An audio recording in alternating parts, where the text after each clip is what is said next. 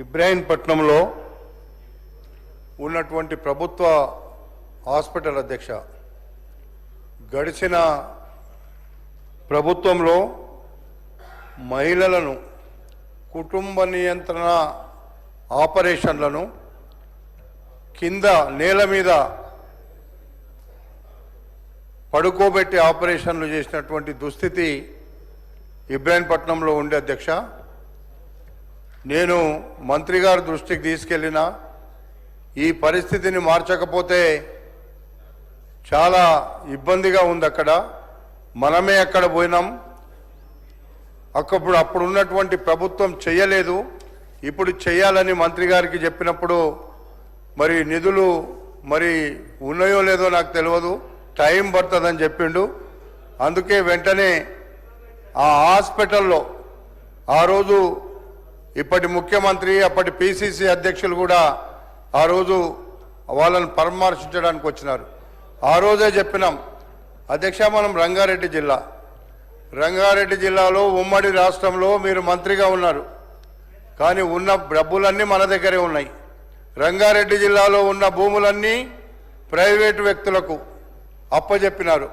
అందులో మీకు ఉదాహరణ చెప్తా అధ్యక్ష, 300 సర్వే నెంబర్ కొంగర కలాన్ కరెక్ట్గా రంగారెడ్డి జిల్లా కలెక్టరేట్ ముందు 2.5 సంవత్సరాల క్రితం ఒక ప్రైవేటు వ్యక్తికి, అందులో ఉండే ఒక శాసన సభ్యునికి సంబంధించి 300 సర్వే నెంబర్ను 95 ఎకరాల అధ్యక్ష, దాదాపు 2000 కోట్ల రూపాయలను దారాదత్తం చేసిండ్రు. కానీ రంగారెడ్డి జిల్లా దీపం కింద చీకటిలాగా వచ్చే డబ్బంతా రంగారెడ్డి జిల్లాలోనే వస్తుంది, కానీ రంగారెడ్డి జిల్లాకు అన్యాయం జరుగుతుంది. ఆ రోజున్న మంత్రులు మాట్లాడలేదు. ఆ రోజు 3 మంత్రులు రంగారెడ్డి జిల్లాలో ఒక్కరోజు కూడా మాట్లాడకుండా జిల్లా భూములు అమ్ముతుంటే అడగలేదు, జిల్లాలో ఉండేటువంటి అభివృద్ధిని అడగలేదు.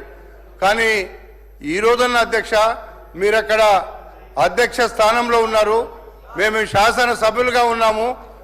ఉన్నటువంటి ఎవరైతే ఇల్లీగల్గా ఇచ్చిన భూములు ఉన్నాయో మీకు ఒక లిస్టు పంపిస్తా అధ్యక్ష. వాని ద్వారా రంగారెడ్డి జిల్లాలో ఉండేటువంటి భూములను కబ్జా పెట్టినటువంటి, అమ్ముకున్నటువంటి, ప్రభుత్వ భూములను దారాదత్తం చేసినటువంటి భూములన్నీ తీసుకోండి. కావాలంటే ఆ డబ్బుతో కనీసం జిల్లా మీకు తెలుసు అధ్యక్ష, తాండూరులో, ఇబ్రాహీంపట్నంలో, మీ నియోజకవర్గంలో, అదేవిధంగా పరిగిలో ఎంత అధ్వానంగా ఈరోజు పేదరికం ఉందో, కానీ మన జిల్లాలో ఉండేటువంటి సంపదను కనీసం మనలకు అభివృద్ధి చేయడానికి నోచుకోలేదు అధ్యక్ష. కనీసం మీరు ఇప్పుడైనా సరే, రెవెన్యూ మంత్రి గారు ఇక్కడే ఉన్నారు, నేను చాలా సందర్భాల్లో చెప్తున్నా, మీరు రంగారెడ్డి జిల్లాలో అన్యాకృతమైనటువంటి భూములన్నిటినీ మీరు సర్వే నెంబర్ 22/A ఏమేమి ఉండనో ఆ రోజు అన్ని భూములను మీరు రివ్యూ చేయండి. రివ్యూ చేసి మాకు రంగారెడ్డి జిల్లాలో అన్యాకృతమైనటువంటి భూముల ద్వారా రంగారెడ్డి జిల్లాను అభివృద్ధి చేస్తూనే మిగతా భూములకు కూడా మీరు అభివృద్ధి చేస్తే మాకేం అబ్జెక్షన్ లేదు. ఎందుకంటే ఉన్న డబ్బులన్నీ తీసుకెళ్లి రంగారెడ్డిలోకి వెళ్ళి వేరే కాన్స్టిట్యున్సీలలో గతంలో పెట్టుకున్నారు అధ్యక్ష, మారుమూల గ్రామాల్లో పెట్టారు అధ్యక్ష, కానీ రంగారెడ్డి జిల్లాలో మాత్రం పెట్టలేదు. ఈరోజు వచ్చే ఆదాయం ఎక్కడ వస్తుంది? రంగారెడ్డి జిల్లాలో వస్తుంది. మీరేమో అక్కడ కూర్చొని అడగలేని పరిస్థితులు ఉన్నారు. మేమేమో అడగాలంటే మాకు మీరు అవకాశం ఇస్తలేరు. ఈరోజు ఇచ్చిండ్రు అధ్యక్ష, థ్యాంక్ యూ. ఎందుకంటే జిల్లాలో ఉండేటువంటి సమస్యలు చాలా ఉన్నాయి.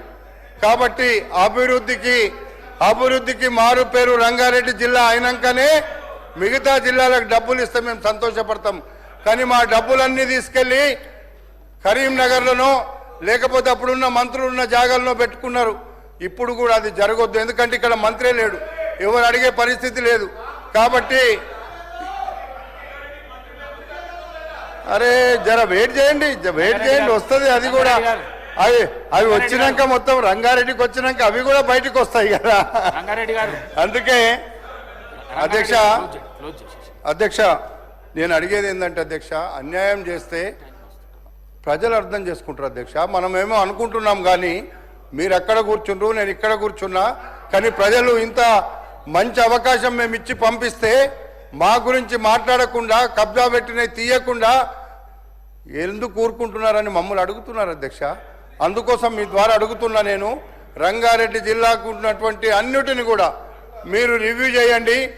ఎవరు ఎక్కడ తీసుకున్నా, ప్రభుత్వ భూములను ఎక్కడ కబ్జాలు చేసినా అన్నిటిని రివ్యూ చేసి ప్రభుత్వానికి ఉంటే ప్రభుత్వం దగ్గర ఉండాలి, లేదా ప్రజలకు పంచిపెట్టాలి.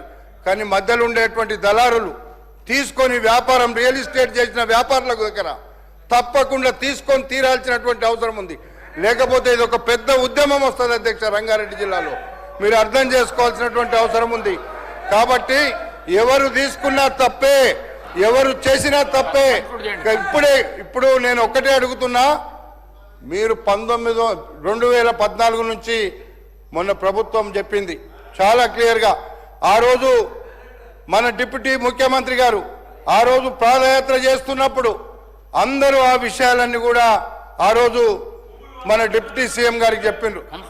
ఆగండి రంగారెడ్డి గారు, ఆగండి, చెప్తాం. వాపస్ ఇస్తామో ఏం చేస్తామో మా మంత్రి గారు చెప్తారు. నేను ఏమంటున్నానంటే అధ్యక్ష, నేను ఒక్కటి అధ్యక్ష, ఇది చాలా సీరియస్ ఇష్యూ. మీరు ఒకటి అర్థం చేసుకోండి అధ్యక్ష.